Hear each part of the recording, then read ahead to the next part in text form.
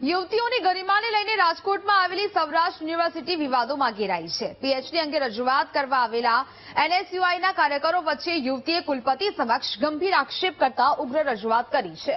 યુવતીએ ઊંચા સ્વરે કુલપતિને રજૂઆત કરી કે સૌરાષ્ટ્ર યુનિવર્સિટીમાં પીએચડી કરવું હોય તો ગાઈડ સાથે સંબંધ બાંધવા પડે છે, એ તમને ખબર છે?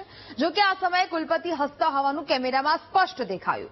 યુવતીના આ કથનથી ત્યાં ઉપસ્થિત સૌ કોઈ સ્તબ્ધ થઈ ગયા હતા। કુલપતિની રજૂઆત કરતી યુવતીનો વિડીયો સોશિયલ મીડિયા પર વાયરલ થયો છે। મહત્વનું છે કે સૌરાષ્ટ્ર યુનિવર્સિટીમાં છેલ્લા 2 વર્ષથી પીએચડીની પ્રવેશ પરીક્ષા ન લેવાઈ હોવાથી એનએસયુઆઈના પ્રદેશ પ્રમુખ નરેન્દ્ર સોલંકીની આગેવાનીમાં ઉગ્ર વિરોધ કરવામાં આવ્યો હતો।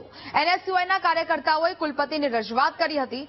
જો કે આ દરમિયાન બહેનો પણ રજૂઆત કરવા પહોંચી હતી, જેમાંથી એક યુવતીએ કુલપતિની સમક્ષ આક્ષેપો સાથે રજૂઆત કરી હતી। જો કે એનએસયુઆઈના ઉગ્ર વિરોધ પછી કુલપતિ ઝૂક્યા હતા અને જે વિષયમાં નીટ અને જીએસઈટી પાસ થયેલા વિદ્યાર્થીઓ નથી તે વિષયોમાં પીએચડીની પ્રવેશ પરીક્ષા લેવાનો કુલપતિએ નિર્ણય કર્યો હતો।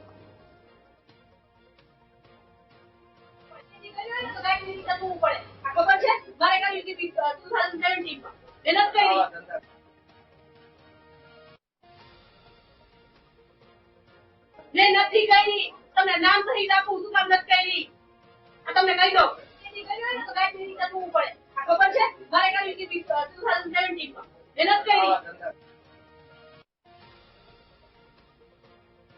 સંવાદદાતા ભાવેશ ફોન લાઈન પર જોડાયા છે। ભાવેશ, સૌરાષ્ટ્ર યુનિવર્સિટી ફરી એક વખત વિવાદોમાં ઘેરાઈ છે, શું વિગત?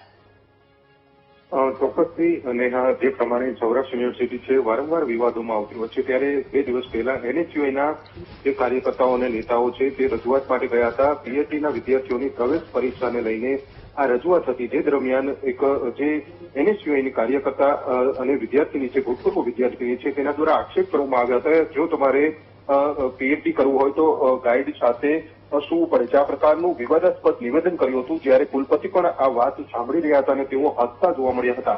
એટલે કે અનેક સવાલો છે તે ઉભા થઈ રહ્યા છે। વિદ્યાર્થીનીને આ પ્રકારનું નિવેદન છે તે કરવામાં આવી રહ્યું છે અને સામે કુલપતિ છે તે હસતા હતા। એટલે કે અનેક સવાલો છે તે ઉભા થઈ રહ્યા છે। અગાઉ પણ સૌરાષ્ટ્ર યુનિવર્સિટીમાં આ પ્રકારની ઘટનાઓ છે તે પ્રકાશમાં આવી ચૂકી છે અને ત્યારબાદ હવે આ એનએસયુઆઈના આગેવાનોમાં આ પ્રકારની જે કાર્યક્રમ હતો તે યોજાયો હતો ને જેમાં આ પ્રકારની ઘટના બની છે। જી બિલકુલ ભાવેશ, જાણકારી બદલ આપનો આભાર।